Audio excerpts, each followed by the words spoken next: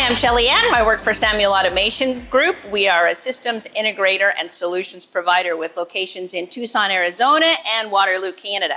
Today we're here at the Staubli Open House event in Cypress, California. Hey, I'm G from Outlier Automation, and tell me a little bit about your machine. What does this do? Well, this is a mini version of one of our machines that would go into a production environment. This is one of our many integrated Staubli solutions. This one is actually assembling a medical device. We're gluing, we are then UV curing, and then we're running an AI vision system. Nice. Those are the new Cognex cameras. Samuel is a multi-generation. I believe we're about 185 years old. We are a very strong partner with Staubli. We find Staubli to be a very solid robot. They have a solution for most asks. They work very closely with us, not only in the integration, in the design, but also the follow-up with the customer. Awesome. Yeah, that's been my experience too. The team is just like so awesome. Okay, so you guys got a scare robot here. Do you guys use 6-axis as well? We do. We will use whatever really the solution is required. It's or whatever the design requires. So whether it's a 6-axis or a Scara, Delta, it's got to do with the payload, the speed, the reach, the accuracy. When we can, we tend to use Staubli. Do your customers typically come to you with a specific design in your customizing solution, or do you have like a productized line? Both. Okay.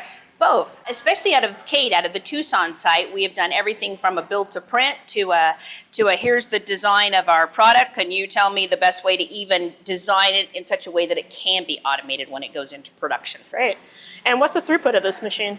This little guy, being a mini version of what you would see in production, runs about a 3-second cycle. Awesome.